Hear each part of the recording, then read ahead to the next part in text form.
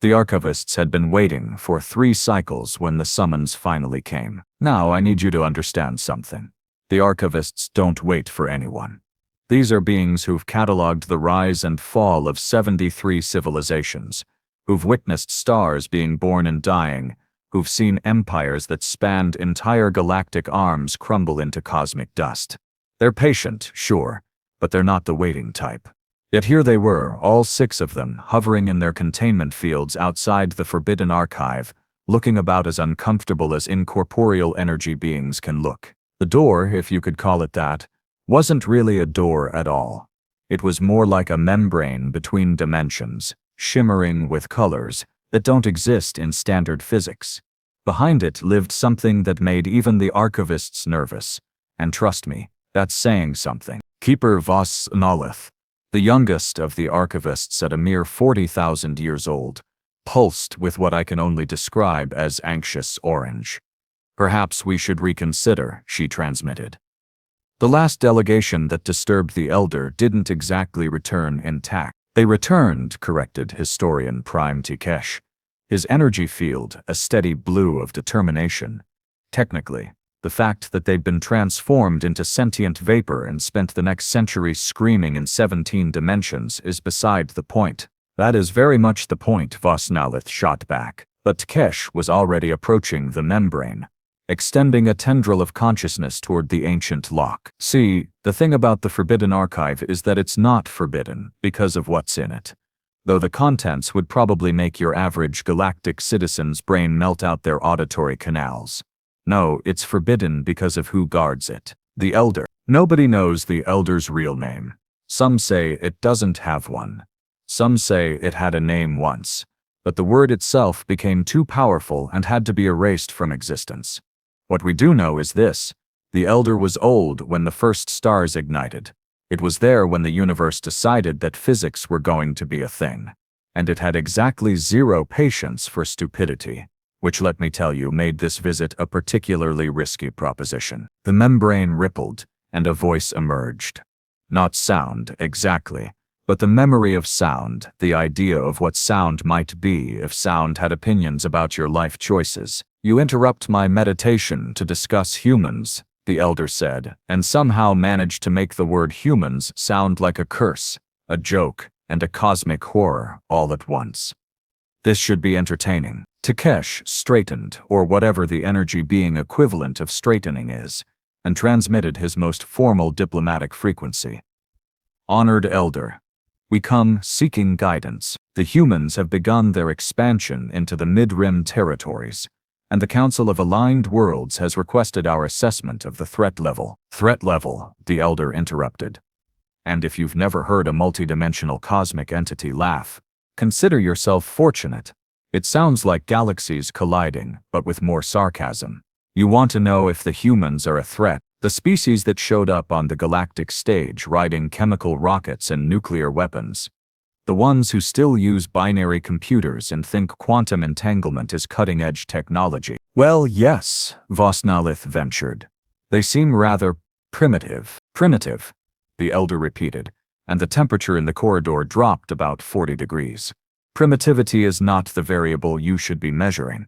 But please, do come in. This conversation requires visual aids, and I find that you species-hopping youngsters respond better to pictures than wisdom." The membrane dissolved and the Archivists floated into a space that shouldn't exist. The interior of the Forbidden Archive was bigger than the outside, folded through dimensions like cosmic origami.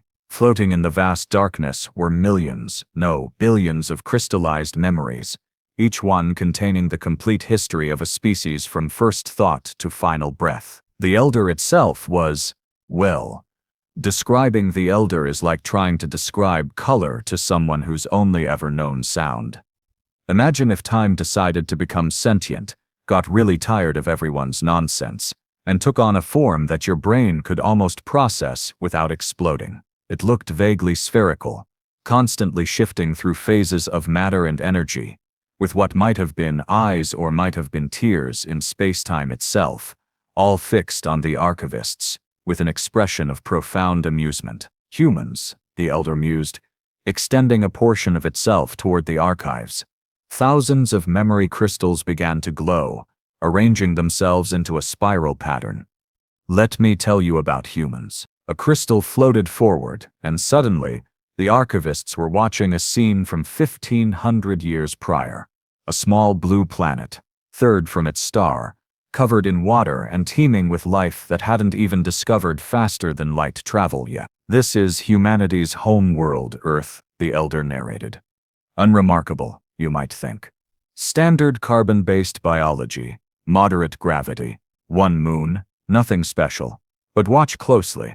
This is where it gets interesting. The scene shifted, and the Archivists saw something that made even their ancient minds recoil. Humans, millions of them, killing each other with primitive weapons.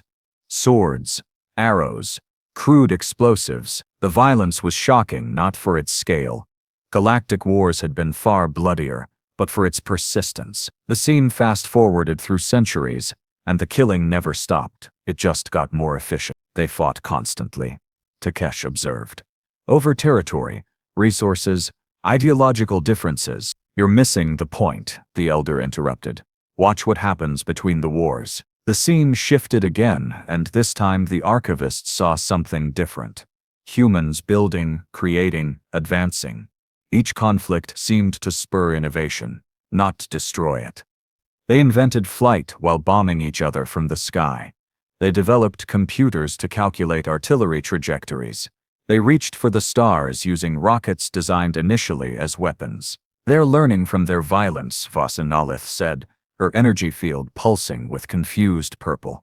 They're weaponizing their progress and progressing through their weapons. Now you're getting warmer, the elder said. But you're still thinking too small. Let me show you something that happened 800 years ago, shortly after they discovered faster-than-light travel. Another crystal activated, and the Archivists found themselves watching a human vessel, sleek by human standards, laughably primitive by galactic ones, drift through an asteroid field. The ship was heavily damaged, venting atmosphere, clearly in distress. This is the FSS Valentina Tereshkova, the elder explained. A science vessel that had the misfortune of encountering a Kresh raiding party.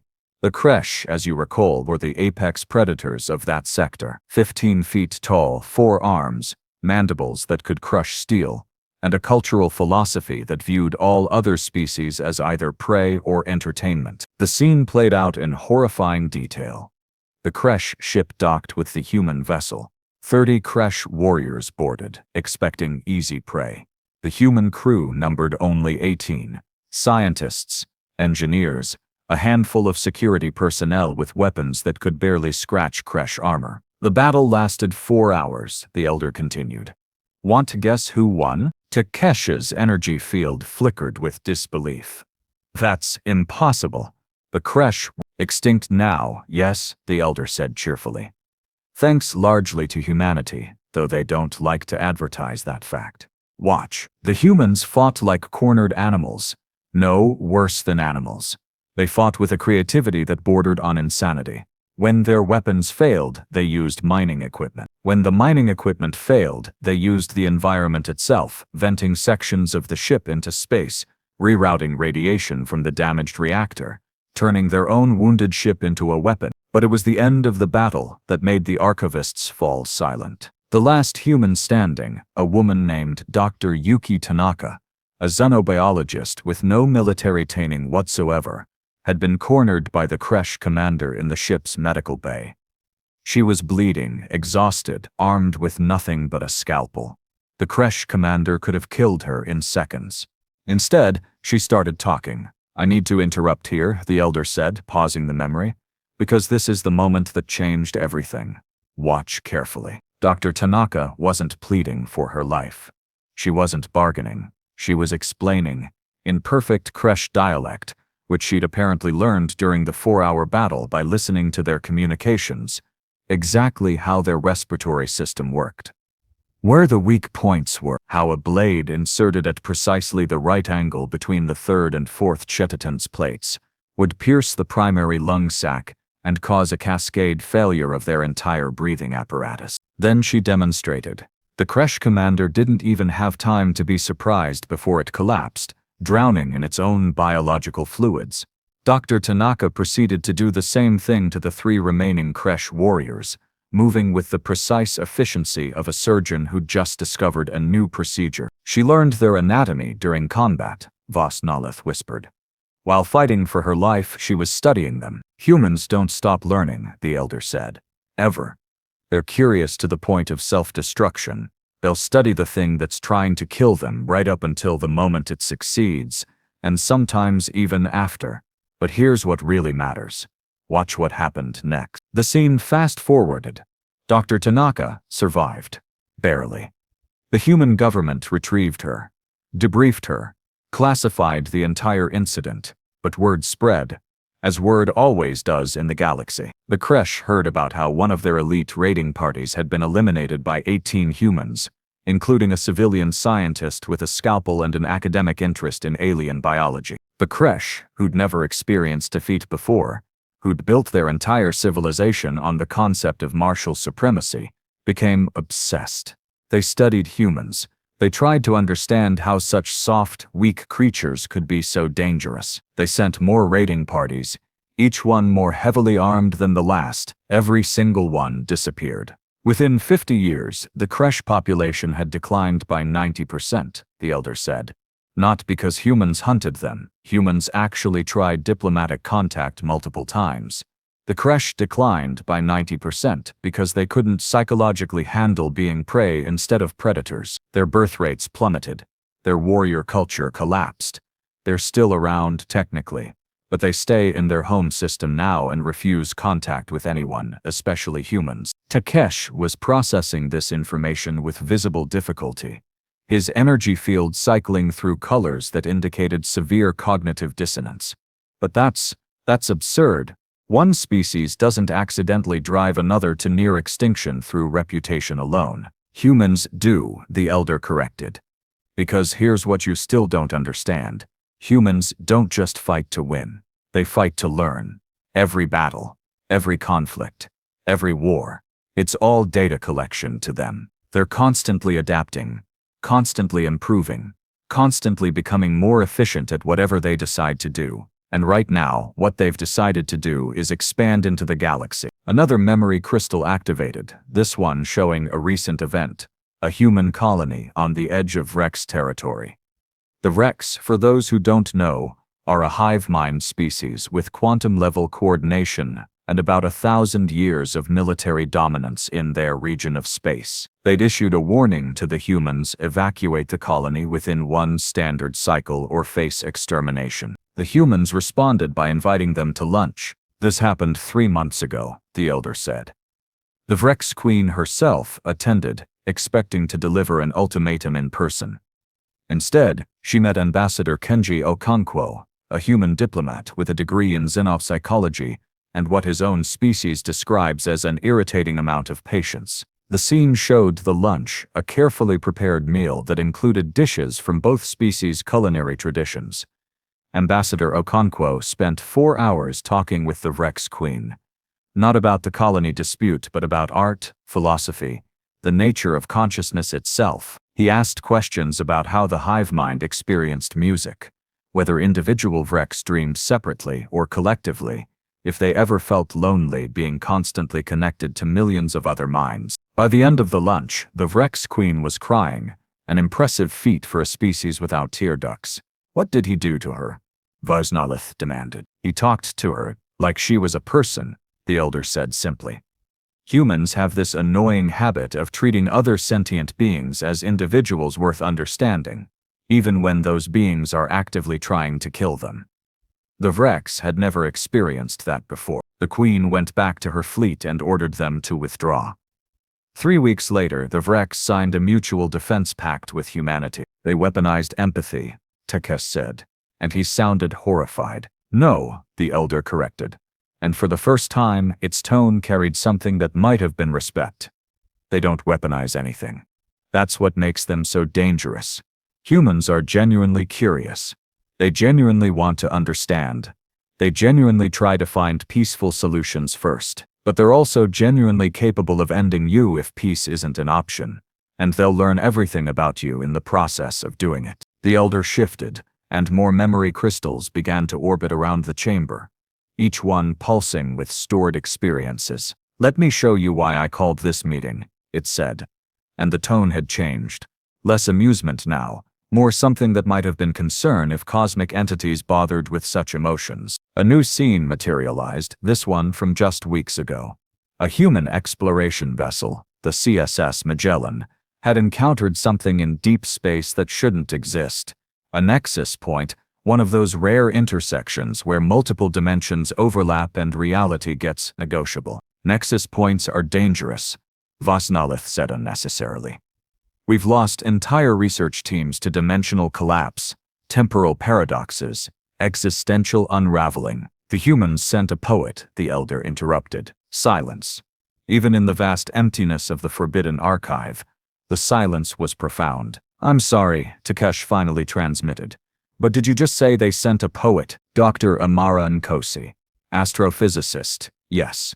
But also published 3 collections of poetry about the nature of existence, space-time, and what she calls the mathematics of wonder. The human government's reasoning was, and I quote, "If reality is going to become subjective anyway, might as well send someone who thinks creatively about it." The scene showed Dr. Nkosi approaching the nexus point in a specially designed probe, essentially a pressurized bubble with life support and a very optimistic amount of recording equipment.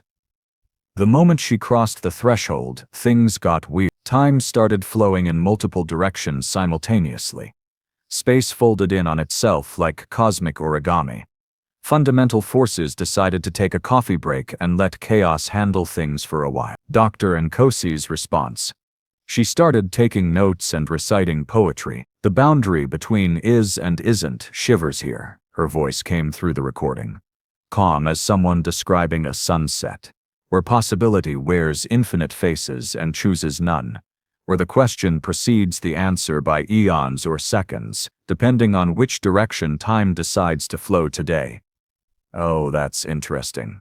The gravitational constant just became a suggestion rather than a rule. She spent 6 hours in there, documenting phenomena that would have driven most sentient beings completely insane. When she finally emerged, she'd mapped 17 new dimensional pathways, discovered 3 forms of matter that physics hadn't previously allowed to exist, and written a sonnet about the experience that apparently made hardened military officers weep when she read it at the debriefing. "She treated the unknowable like a puzzle," the elder said. "A fascinating puzzle that might kill her, sure, but still worth solving. That's humans in a nutshell. They'll poke the universe's most dangerous mysteries with a stick just to see what happens, and somehow they survive the experience with new scientific papers and artistic insights." Another crystal activated, showing a human military academy. Young cadets. Barely adults by their species standards, training for combat. But the training wasn't what caught the Archivists' attention. It was the curriculum. "They study failures," the elder explained. "Extensively, every defeat, every tactical blunder, every strategic miscalculation in their entire military history gets analyzed, dissected, learned from. They have a saying, those who don't learn from history are doomed to repeat it. So they learn, obsessively." The scene shifted to show a classroom where an instructor, Commander Priya Sharma, was teaching a lesson about the Battle of Thermopylae, a conflict from thousands of years ago where 300 human warriors held off an army of hundreds of thousands. "They lost that battle," Takesh observed. "Exactly," the elder said. "And they still study it. They celebrate it. They learn from it. Because, to humans, even defeat is valuable data. Especially defeat. They're probably the only species in the galaxy that builds monuments to their failures and writes epic poetry about the times they got absolutely destroyed." Commander Sharma's lesson wasn't just about tactics or strategy, though. She was teaching her cadets about sacrifice, about choosing when to fight impossible odds and when to retreat, about the psychological impact of symbolic last stands. And at the end of the class, she gave them an assignment. Write a paper about a time they failed at something and what they learned from it. "They institutionalize learning from mistakes," Vasnalith said, her energy field pulsing with something like admiration.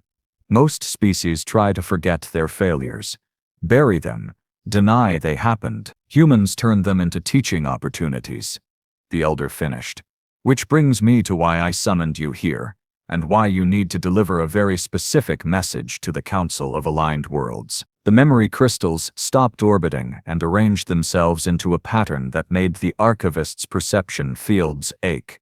It was a timeline, spanning from humanity's first steps into space to projections of their future expansion. Humans are currently at what they call their awkward adolescent phase, as a spacefaring civilization, the elder said.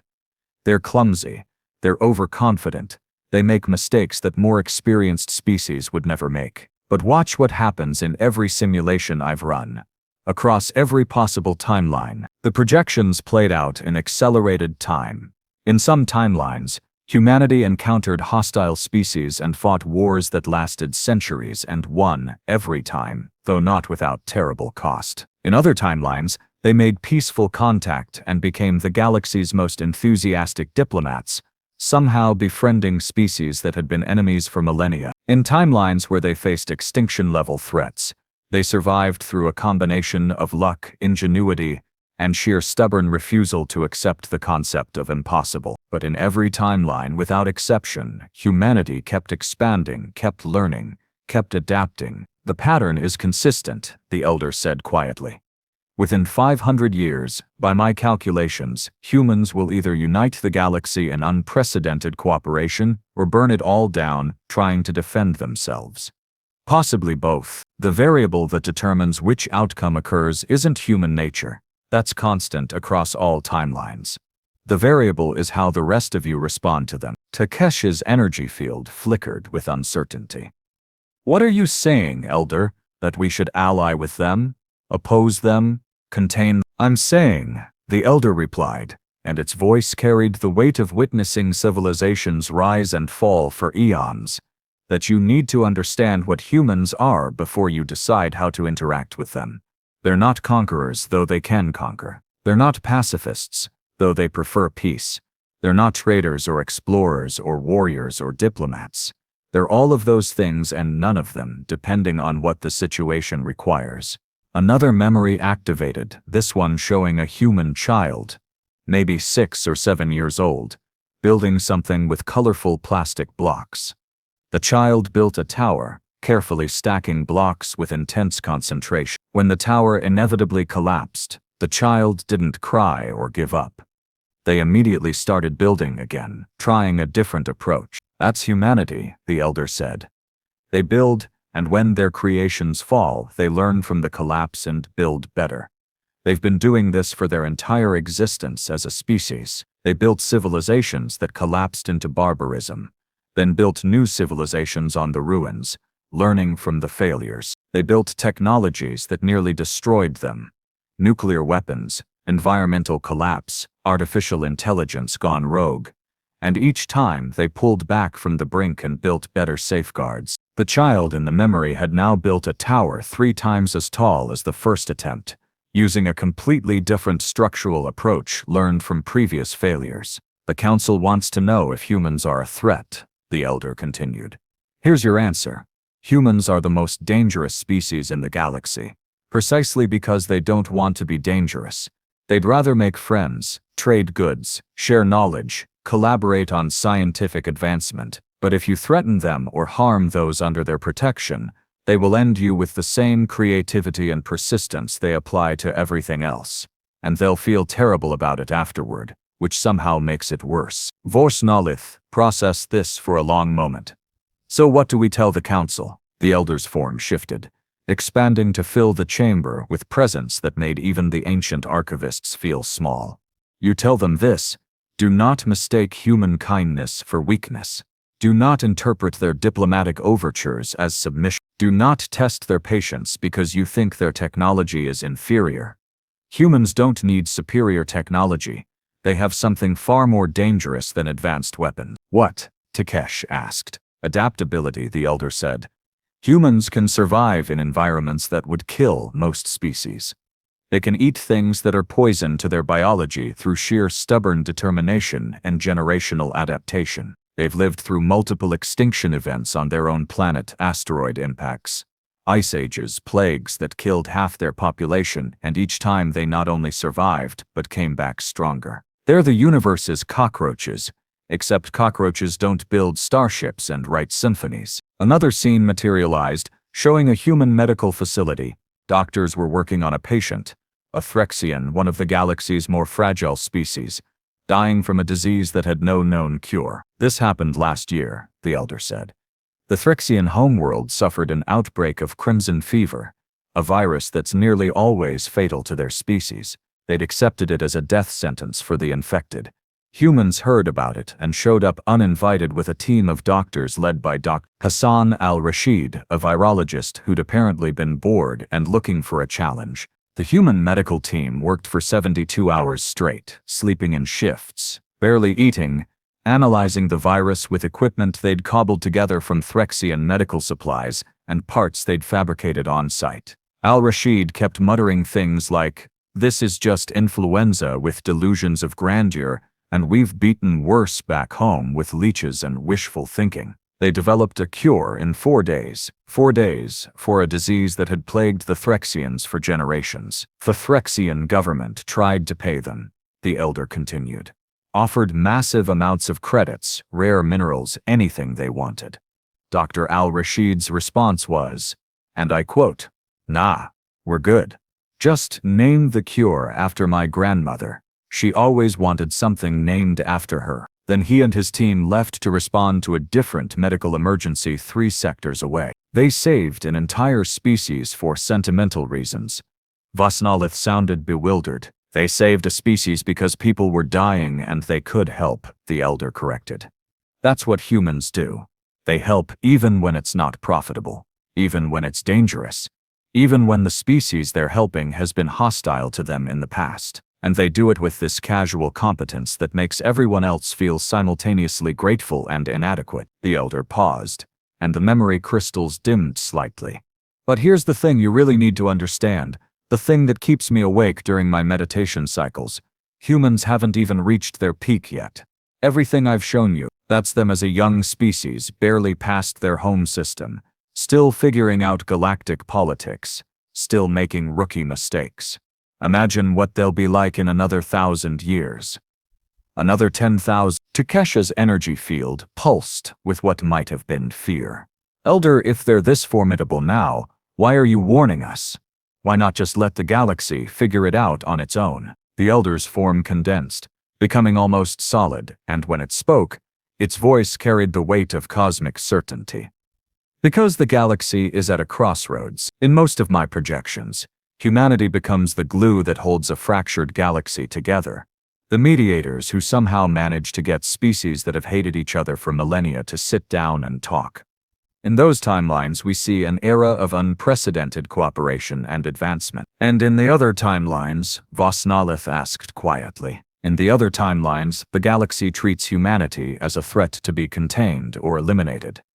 Species form alliances against them, try to limit their expansion, attempt to control their development, and in every single one of those timelines, humanity wins the resulting war, but the galaxy loses something far more valuable than territory or resources.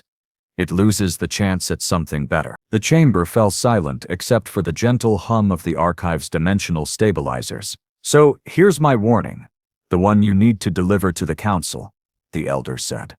Humanity is coming, whether you're ready or not. They'll offer friendship first because that's their nature. Accept it. Work with them. Learn from them as they learn from you, because the alternative, making enemies of a species that treats the impossible as a challenge to overcome, that's not a fight anyone should want. Takesh began to formulate a response, but the elder wasn't finished. One more thing, it added, and a final memory crystal floated forward. This is from a human religious text, written thousands of years before they reached space.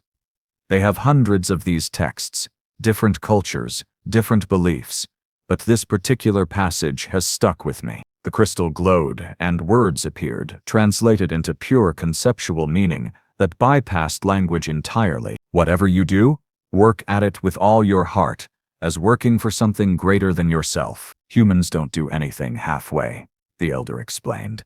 Whether they're making war or making peace, exploring the cosmos or baking bread, saving lives or writing poetry. They commit completely. And that's why they're so dangerous and so valuable all at once. They don't know how to give anything less than everything. The Elder's form began to fade, retreating back into whatever dimensional pocket it called home. Take this knowledge to the Council. Tell them that the oldest being in the galaxy has issued this warning. Welcome humanity as partners, or face them as adversaries. But don't make the mistake of thinking you can ignore them, control them, or treat them as insignificant. Humans have a saying about elephants and rooms. You can't ignore something that big just because you don't want to deal with it. And if the Council chooses hostility? Takesh asked. The Elder's laughter echoed through the archive one final time, that sound of colliding galaxies mixed with cosmic irony. Then I suggest you update your archive systems, because you're going to need a lot of new memory crystals to document what comes next. Humans make for terrible enemies, but they make absolutely fascinating historical case studies. Either way, I'll be watching. After all these eons, humanity is the most interesting thing to happen to this galaxy in my entire existence. Is that good or bad? Vosnolith asked. Yes, the Elder replied, and then it was gone, leaving the Archivists alone in the vast archive surrounded by the documented histories of species that had risen and fallen while humanity was still learning to control fire. The 6 Archivists floated in silence for what might have been minutes or hours. Time got weird in the Havigan archive. Finally, Takesh pulsed with decisive green.